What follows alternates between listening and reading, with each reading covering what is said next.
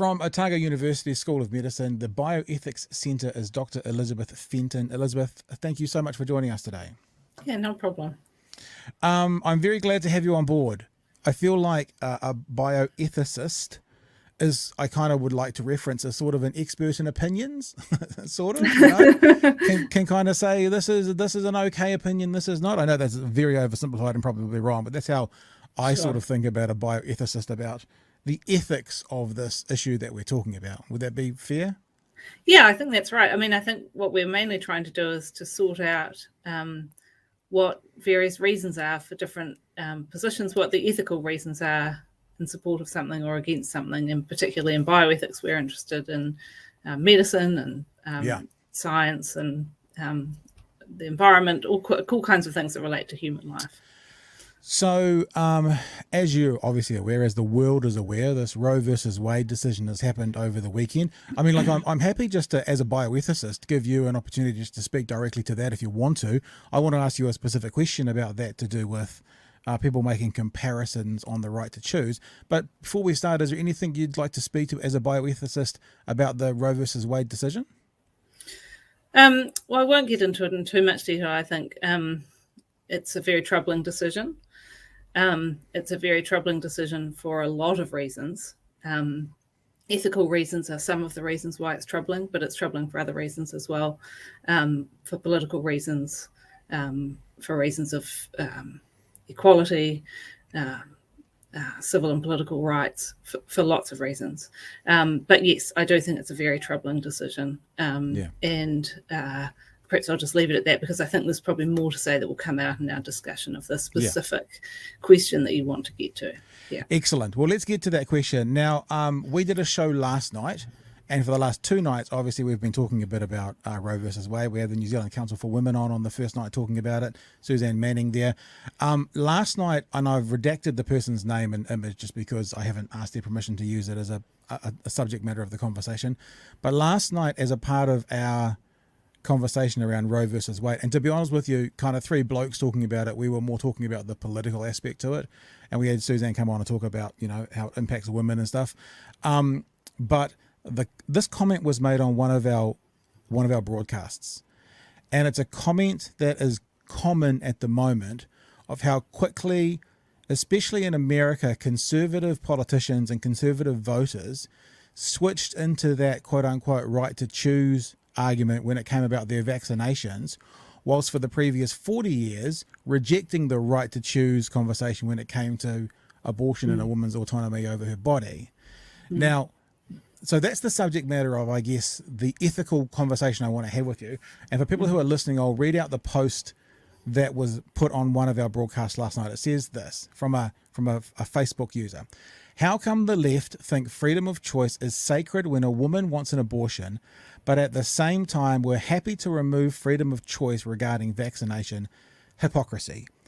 And I've got some pretty strong, I guess, layman's views about this, but I really thought, actually, let's get someone on who can maybe speak to this with some more authority about the ethical conversation here, about the comparison some people are making about the right to choose between those two choices, being vaccinated or getting an abortion. Now, I won't offer any opinions at all, because I just want to open it up to you and say, I've got some stuff that I can add, but it's all kind of, you know, layman-y conversational stuff. But from an ethical point of view, I just want to throw it to you and say, what are your thoughts around this?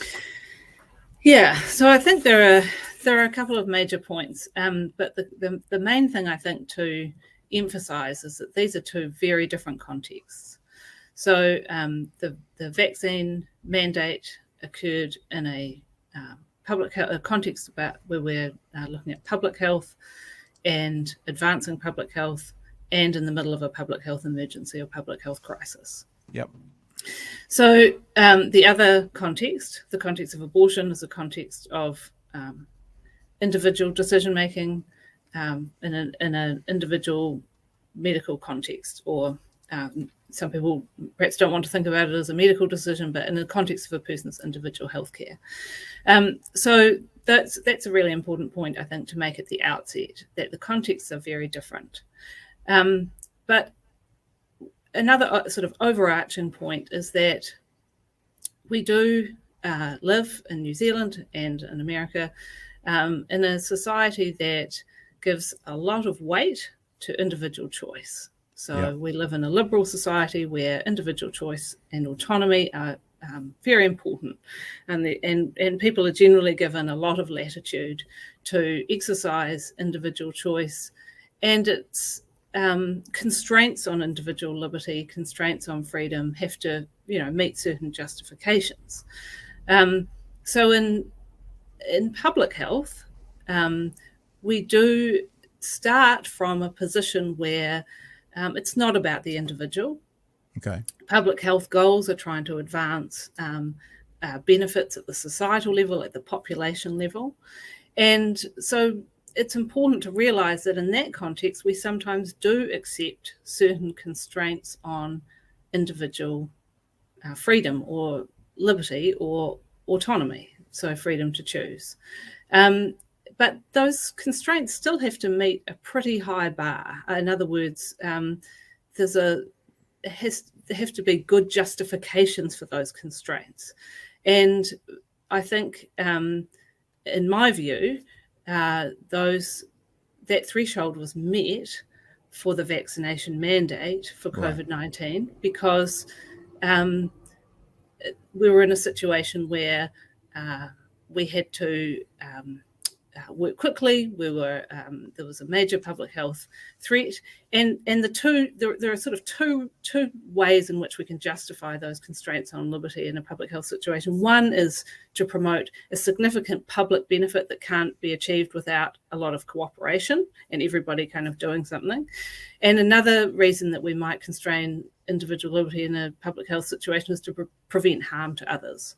So those are two ways in which we can justify constraints on individual autonomy. And I think we met those in this circumstance. So we wanted to achieve very high levels of vaccination to protect the population as a whole and to protect vulnerable members of the population.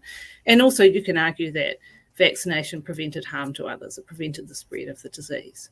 So I think the vaccination mandate did meet those criteria. So the justification for constraining individual autonomy is met in that circumstance. But in the case of individual healthcare, where it's a person receiving healthcare, it's not public health, it's individual clinical medicine or individual healthcare. That is that person who's receiving the harm or the benefit. And so individual choice and autonomy remains really, really critical in that context. So the justification for overriding it in those circumstances is very different. Yeah. Yeah. And look, I mean, it's funny you've worded it so eloquently and perfectly, but what I hear you saying was what I was thinking earlier, is that an abortion, for example, is about the self, about me, myself, my decision, whereas, a vaccination is about society and community. Yeah. So it's like, imposing on them versus imposing on yourself, et cetera, et cetera. I also, I don't want to go into semantics about the argument that is being had out there, but from an ethical point of view, maybe, or maybe just from an opinion point of view, there's also this element of people saying that they're had their choice taken away from them when it comes to vaccinations. In my opinion, now I know that there are ramifications for making a choice, but no one has been forced to get a vaccination. And let me play a little something from a conversation I had with someone who lost their job because they refused the vaccination. Her name is Rachel Mortimer, and I'm happy to share this. She came on the show, but also she put herself in the media telling her story. I want to just play a little bit of this so people get the idea, and I'll explain oh, look, I'm wearing the same hat, maybe even the same top. That's a bit sad, isn't it? Maybe even very clearly as to why I think this idea about being forced to get a vaccine is kind of nonsense. Have a listen. This is still bullying by our government. You cannot say and define this as not bullying. Let me ask you something. When are you getting your injection? I won't be. Why not? Because I think it's going to be too dangerous. Yeah, you're choosing not to. I'm not choosing to do. I'm having to give up a lot of what I love for. I agree. No, look, I agree. No, you don't need to sell me on how difficult the choice is, but the answer to the question, why aren't you getting it, is because you're choosing not to. That's accurate. Yeah, exactly. Okay. Yeah. So you're making a choice. So we all Yeah. have a choice. Under duress. Yeah, but it's a choice under duress. And that's the, let's pause it. I don't know if you noticed that, but she had someone off camera whispering, a choice under duress. So to get that point out there. So Yeah. I don't do that to kind of embarrass or mock or tease or whatever, but to say that this is, I don't think that the comparison is even fair, because one aspect, it's like you have a choice to either get vaccinated or not, and it comes with downstream effects. The other one, you don't have a choice in some states in America now whether to carry that baby to term or not. So one, there is a choice taken away. One, there is, let's be generous and say, a difficult choice for some to make. So that's why it kind of feels a bit apples and oranges to me, sort of what you said about the differences between them. Yeah, I absolutely agree with that. And in fact, so I agree that the vaccine mandate did not remove the choice to get vaccinated. So in other words, you were still free to choose not to get vaccinated. And that's really important, because we have laws in New Zealand, the Bill of Rights, people have a right to bodily integrity. So that is important. It means you cannot be forced to be vaccinated. That means you can't be held down and vaccinated against your will. And that was not what the vaccine mandate did. It did create consequences for choosing not to get vaccinated. So what that did was, just as you said there, it forced people to choose what they valued more.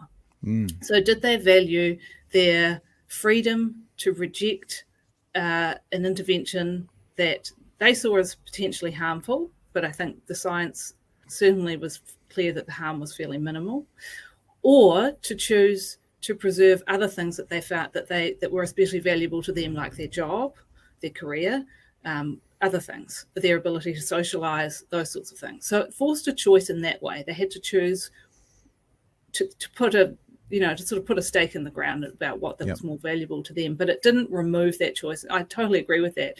However, it is fair to say, I think, and her word was duress, that a vaccine mandate is coercive. Okay, so it is using coercion to try to achieve a public health goal. And the question always is that coercion justified? And in this case, I think a case can be made that the coercion was justified based on the benefits of high levels of vaccination for the population and the reduction in harm to vulnerable members of the community and people who wanted to be able to move about without fear of becoming infected.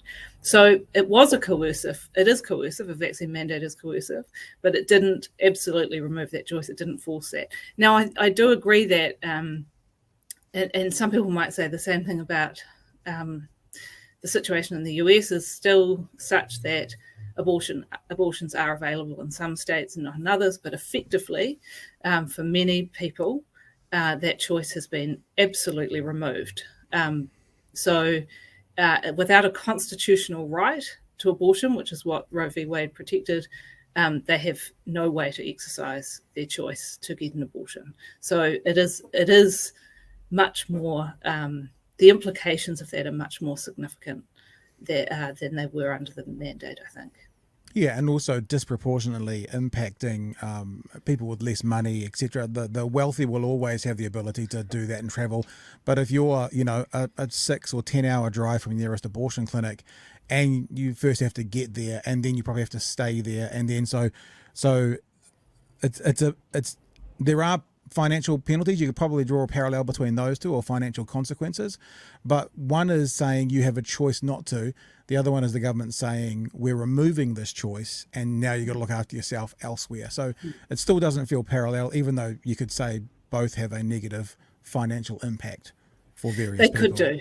Yeah, they could do, absolutely. That's true. But I think for the current situation in the US for many people, and I think it's probably fair to say that abortion services are, well, actually I won't say that, but it's just disproportionately going to impact low-income women and families. There's absolutely no doubt about that, and I think the evidence on that is very clear. And it's also,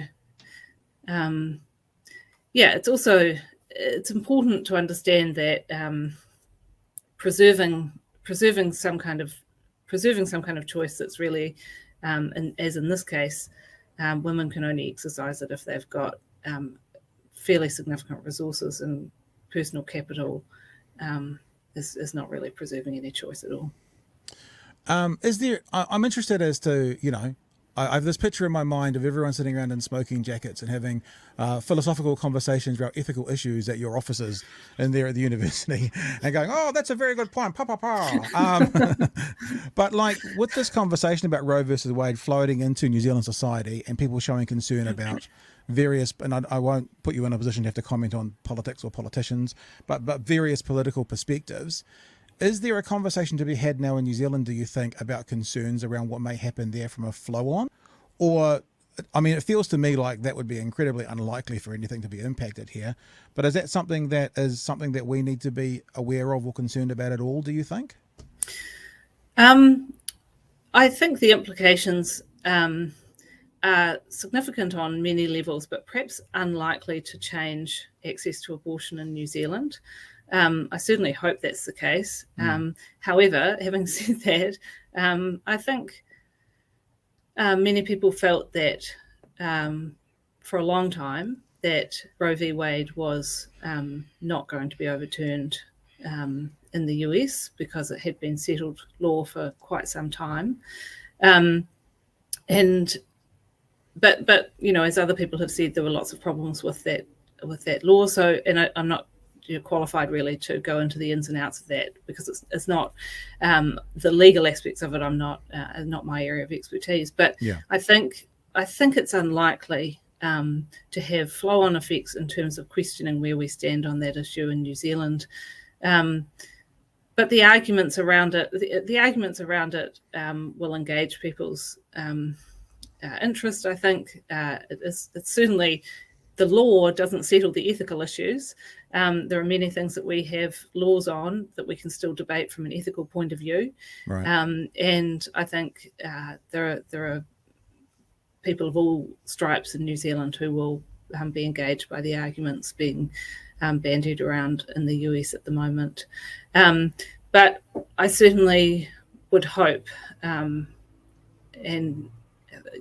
think it's unlikely that we would change what's fairly settled law in New Zealand. Maybe if nothing else, it has started up a conversation around women's health in general, and what that means for New Zealand, as opposed to being too worried about one particular aspect being taken away from what editor or whatever. So maybe that's what's happening in New Zealand. That's helpful to the community discourse.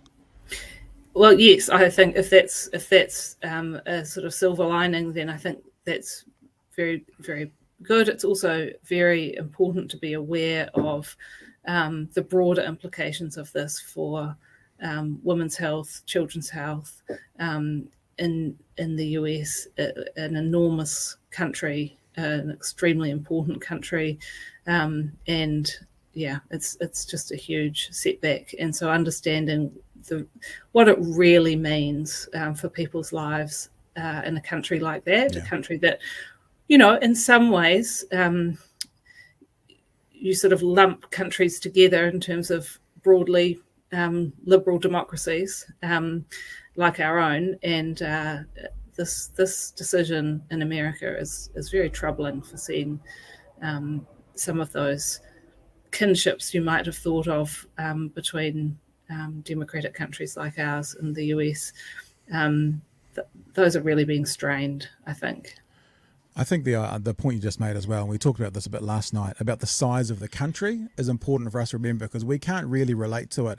And I don't know what the law is going to change to, if at all, in, say, Alaska. But, it takes 6 hours to fly from one side of the country to the other. If you're in Alaska, which is a Republican state, and they ban abortion there, it might be a 3-hour flight. So basically New Zealand to Australia, or maybe a 15-hour drive through another country, being Canada, to actually get to it. And I don't think we've got the scale for that. But if people thought about having to drive from the top of the North Island to the bottom of the South Island and then back to the top of the North Island, that's 1,500, that's 3,000. Yeah, that's close to, maybe even back down to Wellington, that's close to the distance of one side to the other. So yeah, thinking about having medical access to something you need being a 10-hour drive away, I just don't think we can understand that based on the size of our country.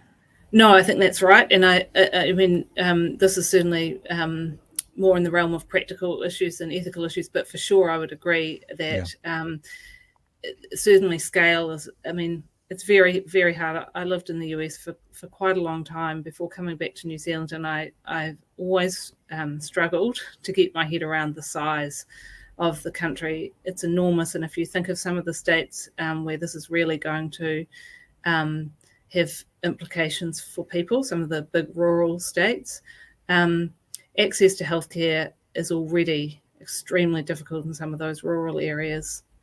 And it's also, it's time to get to somewhere, but I mean, many people who might want access to these services don't have access to a vehicle. They can't get time off work to do that. They have other children who are dependent. So the distance, the time, the effort that it would take to access those services make them functionally inaccessible, unavailable to many people. From the Bioethics Center at the University of Otago, Dr Elizabeth Fenton. Elizabeth, thanks so much for joining us this evening. It's been an absolute pleasure, and I'm very glad you jumped on to have a chat with us about this issue in general. That's great. Thanks, Pat.